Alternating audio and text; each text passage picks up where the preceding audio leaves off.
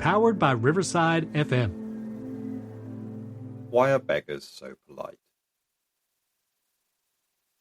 I use the term beggars here and throughout this episode after some thought about the best way to refer to people asking for money. There are a wide range of people, and their circumstances will all differ. What has led them to be in that situation can vary widely. Indeed, the act of begging will not define them.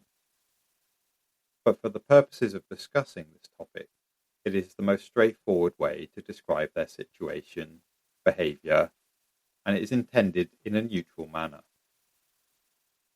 Let's return to my opening question. Why are beggars so polite? This question stems from my personal experience. Yours may be different, and I invite you to reflect on that. But on the whole, whenever I have seen an interaction with a beggar, it has been polite, well-mannered, and with little to no animosity.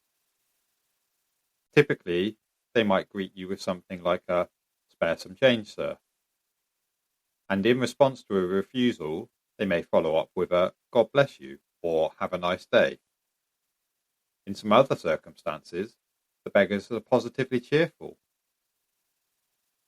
Indeed, I've experienced them using humour with an opening gambit of "spare us a smile, sir." Of course, in some circumstances, they are much more downbeat or forlorn, and some are clearly desperate and indeed in a desperate situation. But very rarely, in fact I would say almost never, have I experienced them being aggressive or abusive, either to me or to other members of the general public.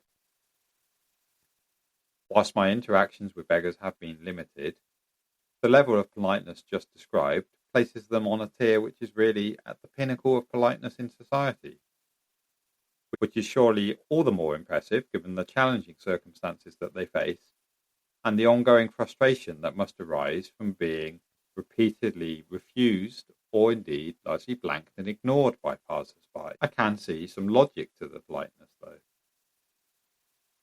Firstly, despite their current circumstances, they may well be well-intentioned, well-mannered individuals. But even putting that to one side, it's quite plausible that politeness and humour is a successful strategy. By engaging with people in a positive light, it's probably more likely to generate some degree of rapport, perhaps a conversation. That in turn may lead to some form of donation or gift. Alternatively, for those passers-by that don't engage directly, the politeness may even induce a degree of guilt, which in turn may lead them to be more likely to give money to the beggar. On the other hand, if the beggars were to be more aggressive, they are much more likely to be reported, or moved on, or generally chastised or arrested by authorities. Therefore, it almost seems that being polite and well-mannered is some form of equilibrium.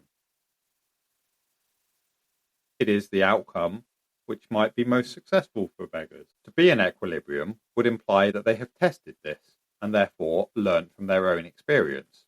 Further support for that idea of an equilibrium comes from my anecdotal experience that the most polite and positive of beggars I have experienced have often been those that I have seen multiple times or found in one place repeatedly. This would fit with it being an equilibrium strategy which they have honed over time. Conversely, the most desperate and destitute of beggars that I've experienced have tended to be among the quietest, and I have not necessarily experienced them repeatedly in the same places. This might suggest that they are on a more transitory path, hopefully for things getting better, although sadly it may be that things would get worse for them. But in either case, they may not be in the same situation for a lengthy period of time. This is all speculation and would warrant being tested by a wider sample. But even if this is correct about the basis for politeness and positivity in some beggars' behaviour, it should not give us any comfort either about these people's situation or about begging as a wider social problem.